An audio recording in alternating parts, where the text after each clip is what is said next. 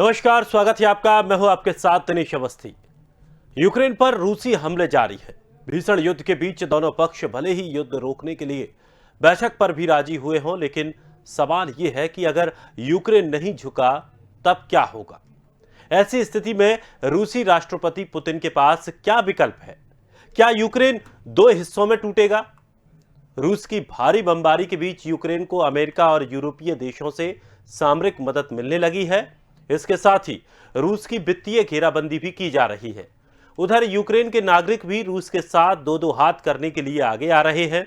2 दिन के भीतर 1 लाख लोगों ने हथियार उठा लिए हैं। इन सब का असर पुतिन पर पड़ना लाजमी है। इस युद्ध के बाद दोनों देश आखिर कहां पर खड़े हैं और आगे क्या क्या हो सकता है, आज हम यही जानने की कोशिश करेंगे। हमारे साथ मेहमान भी जुड़ेंगे, हम उनसे जानेंगे कि आखिर क्या कुछ स्थितियां बनने वाली हैं।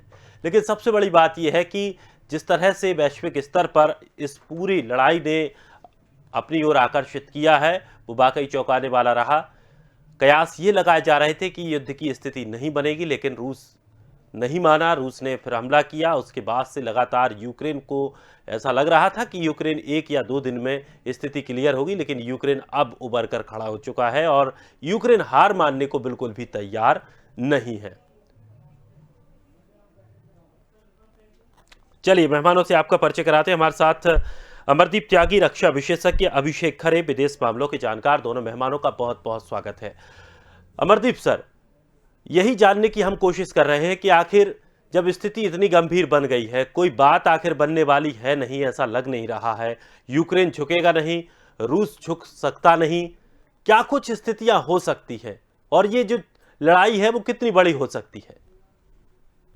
देखिए, जिस तरह भी लग रहा है आज की स्थिति से, और मुझे लगता है कि now Ukraine will fall in the of Russia. और क्योंकि जिस तरह रूस की सेनाएं बढ़ रही हैं, चाहे वो बेलारूस की तरफ से हो या क्रीमिया की तरफ से या डॉनबास रीजन से, लुहांस्क और डोनेत्स्क की साइड से हो, उस तरह से जिस तरह इनका काफिला बढ़ता चला जाता है, मुझे लगता है कि बहुत जल्द इसकी अभी रशियन जो है पूरे यूक्रेन पे स्थापित हो जाएंगे। जिस तरह की जो कई मेन सिटी है उनमें ऑलमोस्ट मतलब एंड बहुत जल्दी ही कीव का फॉल नजर आ रहा है।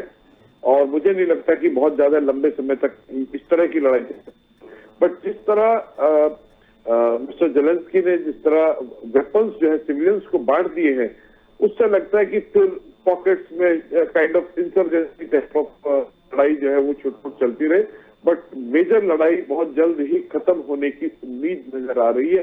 क्योंकि जिस तरह लड़ाई चल रही थी उसके देखने से लग रहा था कि रशियन एयरफोर्स ने या रशियन ने अपनी पूरी माइट यानी पूरी शक्ति का प्रयोग उस तरह से नहीं किया जिस तरह से वो कर सकता था, जिससे कि शायद मतलब वो सोच रहा था कि he was मतलब Russia was underestimating Ukraine as well as they were little clear about the collateral damage. But जिस तरह लड़ाई खिंचती नजर आ रही है, ऐसा लग रहा है कि रशिया ने अपनी पूरी शक्ति का प्रयोग करके जल्द से जल्द लड़ाई को खत्म करने का प्रयास कर रहा है। क्योंकि बहुत लंबे समय तक जो लड़ाई खींचने का जो है रशिया को भी नुकसान होगा, और रशिया उस तरह लग नहीं रहा है जिस तरह vacuum bombing, cluster bombing Russian air force और रशियन आर्मी ने किया है। उस तरह से लगता है कि बहुत जल्द ही यूक्रेन रशिया का कब्जा हो जाएगा। बिल्कुल, और स्थिति ऐसी भी बनी कि यूक्रेन को जिस तरह से समझा कि यूक्रेन कमजोर है, छोटा है, दब जाएगा। यूक्रेन सभी देशों से मदद भी मांगता रहा और अंदर ही अंदर अपने आप को मजबूत भी करने में लगा रहा। उसने हार नहीं मानी। ये एक बड़ी वजह यूक्रेन को लेकर भी हो सकती है, और रूस शायद इस चीज़ को अब समझने लगा है कि यूक्रेन सीधे तौर पर तो नहीं झुकेगा। कुछ और ऐसे तरीके हो सकते हैं, कुछ ऐसी कंडीशन, शर्तें हो सकती हैं जिन पर शायद बात बन जाए। अभिषेक सर, किस तरह से आप देखते हैं इस पूरे जो माहौल वर्तमान का बना हुआ है, क्या कुछ इसके भविष्य के परिणाम देखने को मिल रहे हैं?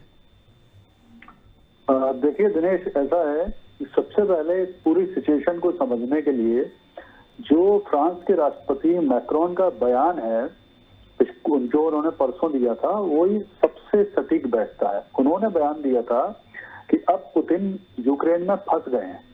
तो ये बिल्कुल सटीक बयान है, क्योंकि वही स्थिति अब इनकी बन गई है यूक्रेन की। रशिया ना जीत रहा है, ना यूक्रेन हार रहा है। तो अब कहानी ये है कि यूक्रेन के सामने रशिया का, पुतिन का फ्रस्ट्रेशन धीरे धीरे बढ़ने लगा है कि वो कैसे इस चीज को मैनेज करें। देखिए, उनके पास लिमिटेड है कि वो जनता पे ज्यादा हमला कर नहीं सकते, क्योंकि अगर उन पे ज्यादा हमला करेंगे या वो इस तरह के पिक्चर आएंगी तो वो पूरी दुनिया में और उनकी परेशानी बढ़ेगी। ये इनकी परेशानी है। दूसरा जो मुझे लग रहा है कि उनका जो कैलकुलेशन था कि शायद 1 या 2 दिन तक मैक्सिमम ये लड़ाई चलेगी, या ज्यादा से ज्यादा 3 दिन तक, तो वो मुझे लग रहा है अब लड़ाई 6वें दिन में आ गई है। और अभी भी वो ज्यादा से ज्यादा 25-30% ही क्षेत्र ऐसा है जो वो जीत पाए सही ढंग से। तो अभी लड़ाई यानी दिल्ली अभी उनके लिए बहुत दूर है। तो ये उनका फ्रस्ट्रेशन है। तीसरी जो बड़ी चीज है जो मुझे लग रहा है कि जो अब उनको तकलीफ देने लगी है वो ये है कि आज की डेट में लगभग 5000 सैनिक पिछली 6 दिन की लड़ाई में मारे जा चुके हैं रशिया के। जो अब वो खबरें ऑलरेडी पहले वहां के उनके मीडिया, रशिया मीडिया ने प्रकाशित भी कर दी थी और बाद में उस ट्वीट को डिलीट भी कर दिया था उनने। तो उससे रशियन जनता को भी पता चल रहा है कि उनके सैनिक भी मारे जा रहे हैं बहुत तीव्र गति से। रशिया की जनता में भी इस युद्ध को लेकर बहुत ज्यादा स्वीकार्यता नहीं है, वो भी इसका विरोध ऑलरेडी कर रहे हैं, उनकी सेलिब्रिटी भी विरोध कर रही हैं। तो स्थिति ये है कि अब धीरे धीरे जो पुतिन की हालत है वो एक फ्रस्ट्रेटेड से आदमी की होने लगी है, क्योंकि उनका जो प्लान ए था वो तो ऑलमोस्ट फेल हो चुका है।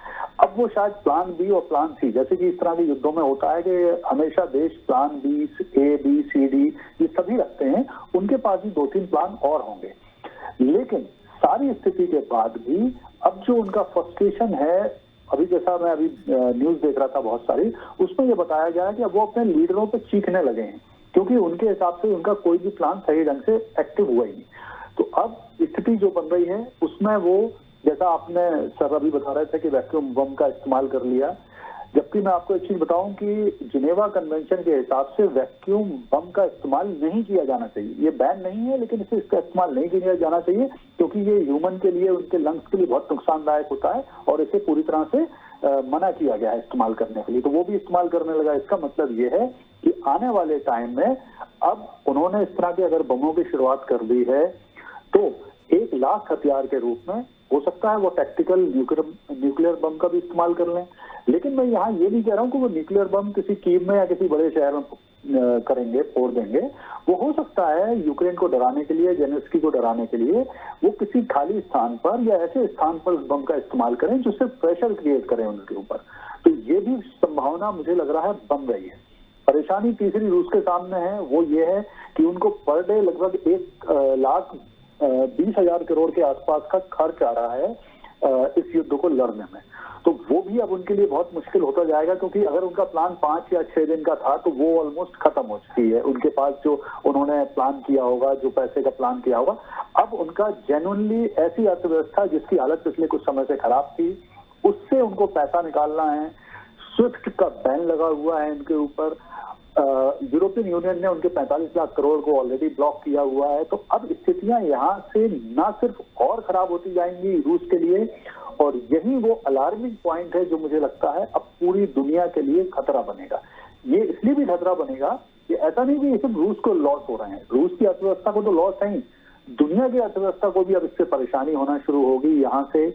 और रूस भी आने वाले टाइम में, मुझे पूरा अब ऐसा लगता है कि फ्रस्ट्रेशन अगर वो 1 आध दिन में और कब्जा नहीं अगर कर पाए कीव पर, तो वो निश्चित तौर पर कहीं ना कहीं टैक्टिकल जो न्यूक्लियर बम है उसका इस्तेमाल वो कीव में कहीं भी करेंगे। पहले लगता है मुझे कि कोई शहर पे तो ना करके वो किसी खाली स्थान पे ही करेंगे, लेकिन इसकी संभावना मुझे लग रहा बन रही है, क्योंकि उनके ऊपर वर्ल्ड प्रेशर भी बन रहा है।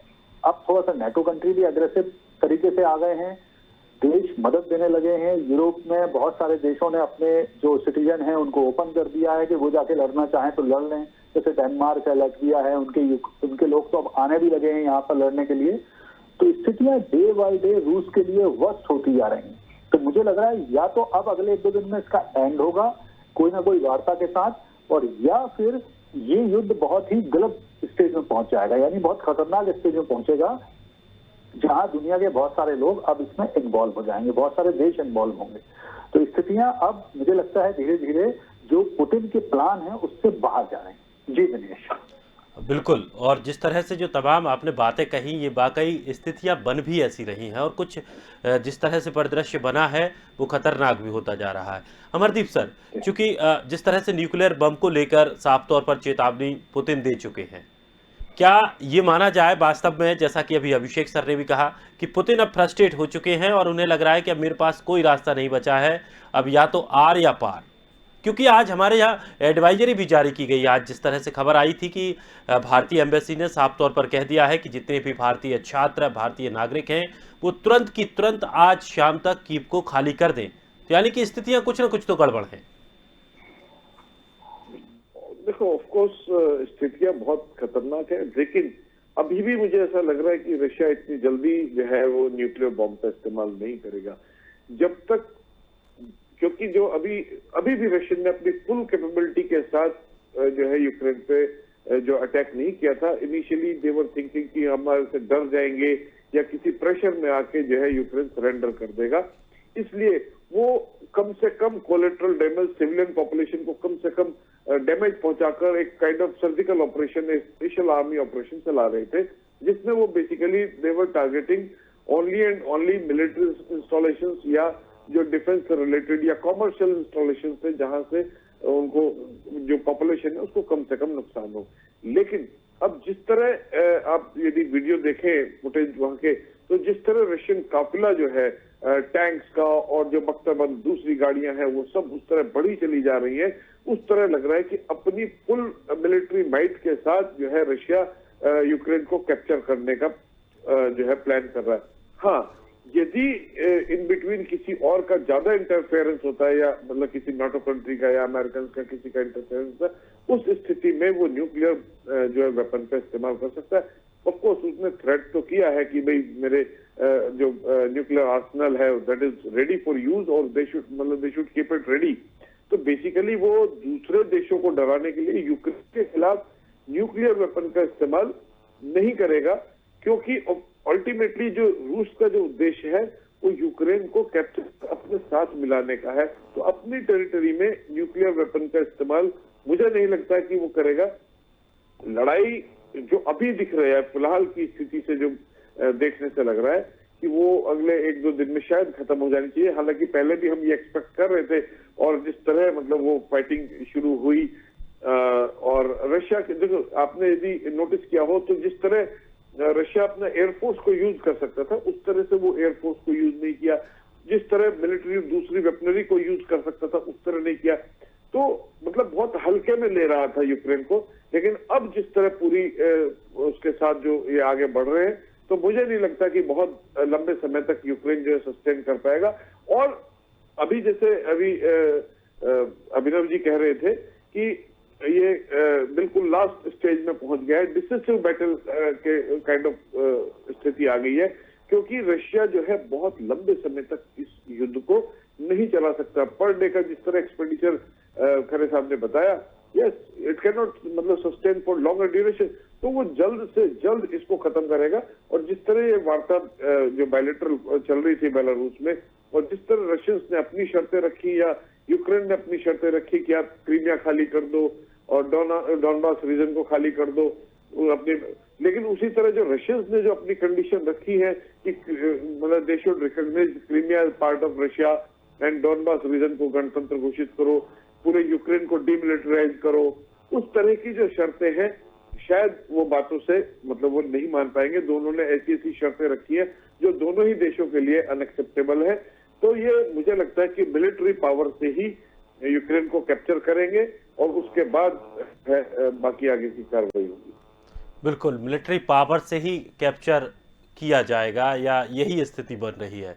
अभिषेक सर, अगर जिस तरह से अभी सर ने तमाम बातें कही और खास तौर पर जिस तरह से बताया कि जो शर्तें हैं उनको लेकर अगर बातचीत नहीं बनेगी तब जाकर स्थिति और बिगड़ेगी, ऐसी क्या कुछ शर्तें हैं और खास करके ऐसी कौन सी वो शर्तें हो सकती हैं जिस पर पेच फंस सकता है ज़्यादा, कि नहीं इसको रूस नहीं मान सकता, यूक्रेन भी उस चीज़ को स्वीकार नहीं कर सकता, और फिर क्या कुछ उसका तोड़ निकाला जाए या क्या फिर वो चर्चा करें उस पर? देखिए, रूस की तो शुरू से ही स्थिति क्लियर है, वो मांग क्या रहा है। और वहीं से जो शुरुआत हुई है, रूस ने शुरू से जो अपनी डिमांड रखी है वो बहुत साफ है कि उन्होंने कहा है कि नेटो यूक्रेन को अपना मेंबर ना बनाए। इसके अलावा जो CIS कंट्री हैं, जो रूस से निकले हुए देश हैं, उनको भी मेंबर ना बनाए। इसके बाद जो रूस से लगे हुए विभिन्न यूरोप के देश हैं, वहां पर अपनी न्यूक्लियर जो अपनी मिसाइल हैं उनकी तैनाती ना करें। और इसके अलावा उन्होंने अब जो इसमें मांग बढ़ाई है, जो कल की वार्ता में हुई है, कि आप जो यूक्रेन के प्रमुख क्षेत्र हैं जैसे डोनबास है, लुहांस्क वगैरह है, उनको इंडिपेंडेंट क्षेत्र भी घोषित करो। देखिए होता क्या है, हमेशा जब भी निगोशिएशन की टेबल पर जाता है कोई भी देश, तो हमेशा वो एडिशनल शर्तों के साथ जाता है। वो उसमें 10-15 ऐसी शर्तें जरूर जोड़ता है जो उसे पता है कि ये पूरी नहीं हो सकती, लेकिन वो जानबूझ के रखी जाती हैं कि अगर उन शर्तों पे समझौता हो तो जो मेन शर्तें हैं वो मान ली जाएं। तो ये तरीका ही होता है, दुनिया में कोई भी संधि होती है वो इसी तरह से होती है। उसमें एडिशनल शर्तों के साथ दोनों देश जाएंगे, फिर डिस्कशन होगा और कुछ शर्तों पे एक छोड़ेगा, कुछ दूसरा देश कुछ शर्तें अपनी छोड़ देगा, कुछ मान लेगा, और ऐसे करके समझौता होगा। लेकिन मुझे ऐसा लग रहा है कि ये जो अब इस जगह आ गए हैं, यहाँ जेलेंस्की ने काफी रेजिस्टेंस दिखा दिया है, ये काफी स्ट्रॉन्ग तरीके से खड़े हो गए हैं। तो रूस को ऐसा लग रहा है कि अभी इनको बिना झुकाए वो जो अपनी 10 में से 6 शर्तें भी जो एक्चुअल में मनवाना चाहते हैं वो मुश्किल होगा यूक्रेन के मामले में। तो इसलिए पुतिन ने आज और प्रेशर बढ़ाया उनके ऊपर। ये वार्ता साइड बाय साइड चलती रहेगी, वो बेलारूस में होगी या इसमें और भी हो सकता नाटो देश मध्यस्थता करें, उनके उसमें भी हो जाए। लेकिन अब मुझे लग रहा है कि पुतिन को ये चीज तो क्लियर हो गई है कि प्रेशर इनके ऊपर जब तक और नहीं बढ़ाएंगे जेलेंस्की के ऊपर, तब तक ये शर्तें नहीं मानेंगे। प्लस उनको ये भी समझ में आ गया है कि नेटो भी जब तक और प्रेशर नहीं बढ़ेगा, जो मुझे लग रहा है वैक्यूम बम का इस्तेमाल या इस तरह के और टैक्टिकल जो वेपन है इनका इस्तेमाल इसीलिए है कि प्रेशर और बढ़ाया जाए। तो ये वो कोशिश कर रहे हैं। मैं एक चीज आपको बताता हूं कि अगले 1-2 दिन में जो भी वार्ता होगी, उस वार्ता में कहीं ना कहीं झुकना तो जेलेंस्की को ही पड़ेगा काफी मात्रा में। एक तो ये पार्ट है। दूसरा, मुझे अभी तक एक चीज समझ में नहीं आई कि युद्ध अब 6 दिन में पहुंच गया है, 6वें दिन पहुंच गया है, और मेन डिमांड है क्या रशिया की? तो मेन डिमांड तो वो कर रहे हैं कि भैया नेटो यूक्रेन को मेंबर ना बनाए। तो मुझे लगता है इस झंझट से बचने के लिए फिलहाल तो नेटो को उसकी बात मान ही लेना चाहिए। हमारे और पिछले डिस्कशन में भी मैंने यही चीज बोली कि नेटो को फिलहाल प्रॉब्लम क्या है, इसको मान लें। उनके पास ऑलरेडी लाटविया है, लिथुआनिया है, एस्टोनिया है, जो कि रूस की सीमा से लगे हुए देश हैं। जरूरत पड़ेगी तो वहां से हमला कर सकते हैं। यूक्रेन क्यों जबरदस्ती अपनी दोनों तरफ से जिद पे अड़े रहते इस युद्ध के लिए? अगर मुझे लगता है रशिया जिम्मेदार है तो उतना जिम्मेदार नेटो भी है, दोनों ही जिम्मेदार हैं। तो मुझे लग रहा है आज की कंडीशन में बेहतर है नेटो थोड़ा सा झुके, इस युद्ध को फिलहाल खत्म करे और इसके बाद बैठ के इस पर डिस्कशन हो। और देखिए भारत का पक्ष देखिए, भारत शुरू से बोल रहा है कि रशिया को और प्रत्येक देश को अपनी जो टेरिटरी है उसकी सुरक्षा का अधिकार है, तो वो काम रशिया भी कर रहा है। तो यहाँ पर मुझे लगता है कि नेटो को शायद एक स्टेप पीछे करना चाहिए।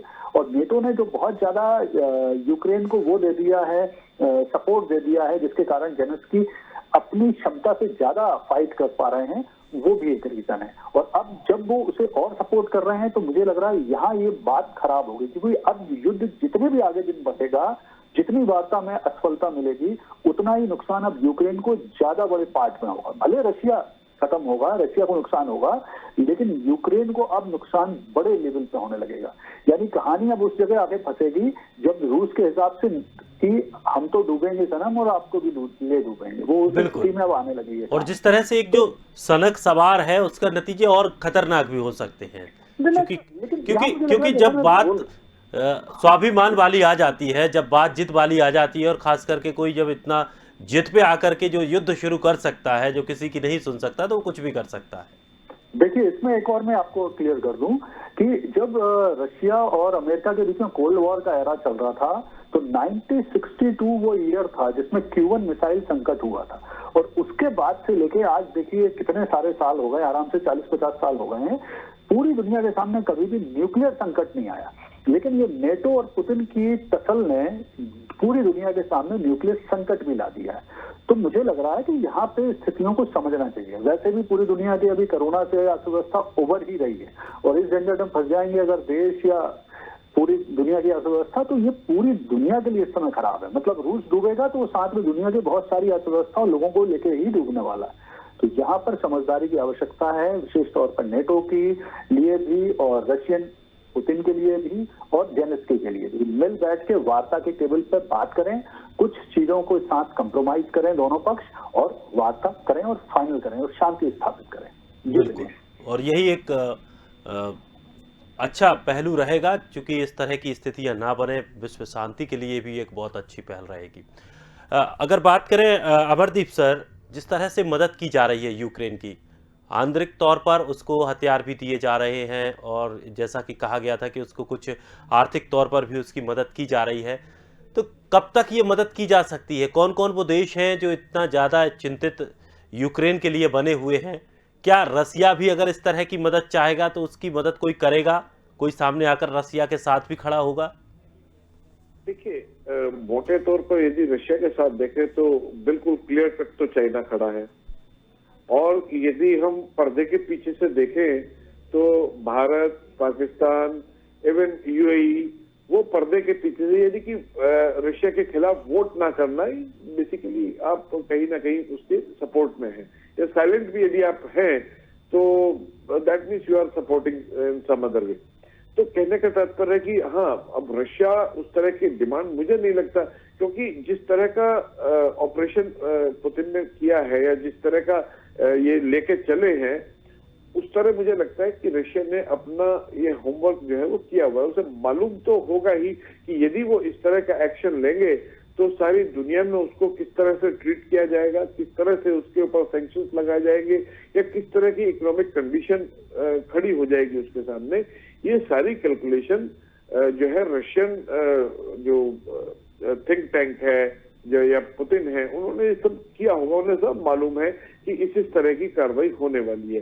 तो ये सब अपनी प्लानिंग के तहत ये चल रहा है। रही बात नाटो की, देखिए रशिया ने ठीक है उस पर हमला किया, लेकिन रशिया कभी भी मतलब इस तरह का ये चाहेगा ही नहीं कि नाटो फोर्सेस जो है यूक्रेन में आके बैठे। और मुझे समझ नहीं आता कि वाई नाटो कंट्रीज या अमेरिका इज सो एडमेंट कि उसको यूक्रेन को मेंबर बनाना ही है। अभी से 91 से लेके 2014 तक यूक्रेन के और रशिया के संबंध बहुत अच्छे थे, प्रो रशियन गवर्नमेंट थी, एंड रशिया जो भी पॉसिबल था उतनी मदद फाइनेंशियली, टेक्नोलॉजिकली, जितनी भी मदद हो सकती थी उतनी मदद वो यूक्रेन की कर रहा था। उनके आपस में रिलेशन, या यदि उनके जो शहरों में रशियन पॉपुलेशन का यदि परसेंटेज देखा जाए तो जो ईस्टर्न रीजन है, क्रीमिया जो है वो मतलब almost you can say majority is Russian. उसके अलावा जो खरसन है वहां पे भी 24% जो है रशियंस बैठे हुए हैं। तो कहने का तात्पर्य है कि रशिया को लगता है कि हमारी अपनी पॉपुलेशन है और उस तरह से वो काम कर लेते हैं। लेकिन जिस तरह से kind of you can say division जो नाटो कंट्रीज और अमेरिकन ने इनके बीच किया, और जो ये एक मतभेद का बीज यूक्रेन और रशिया के बीच में बोया गया है, उससे ये सारी समस्या खड़ी हुई है। क्योंकि 2014 में वो रिवोल्यूशन ऑफ डिग्निटी करके वहां पे जो प्रो रशियन गवर्नमेंट थी उसको उखाड़ फेंका, और फिर मुहिम जो है यूरोपियन यूनियन और नाटो ज्वाइन करने की शुरू हो गई। और उससे ही जो है रशिया को जो है एकदम कोफ्त हो गया कि अब ये जो है हमारे ऊपर आना चाहते हैं। तो वो कोई भी एक जो अपने आप में महाशक्ति है, अपने आप में ताकतवर देश है, वो कभी भी ये एक्सेप्ट नहीं करेगा। और मैं ये कहना चाहूंगा कि किसी कीमत पे भी यूक्रेन को रशिया छोड़ेगा नहीं। रशियंस के लिए Ukraine is very very important. Once Lenin said कि if you remove Ukraine from Russia, it is like if you remove or you beheaded a body. So Ukraine is kind of head of you can say body of complete Russia. तो Russians जो है Ukraine को कभी छोड़ने वाले नहीं। Sir अभी थोड़ा सा समय का हमारे पास प्रतिबंध हो गया है, बाकी चर्चा हम इस पर और आगे भी कर सकते थे, और बड़ा अच्छा विषय और बहुत अच्छी महत्वपूर्ण जानकारी आप दे रहे हैं। बहुत बहुत शुक्रिया आप दोनों का हमारे साथ जुड़ने के लिए। लेकिन क्या होगा अंजाम जंग, ये बड़ी बात है। कोशिश की जा रही है कि टेबल पर बैठकर बातचीत में इसका हल निकाला जा सके, शांति तरीके से हल निकाला जा सके, लेकिन स्थितियां अभी सही नहीं लग रही हैं। देखते हैं आगे क्या स्थिति बनती है। फिलहाल इस खास कार्यक्रम में इतना ही। ताजा तरीन खबरों के लिए आप बने रहिए स्वदेश के साथ। सबसे पहले देश।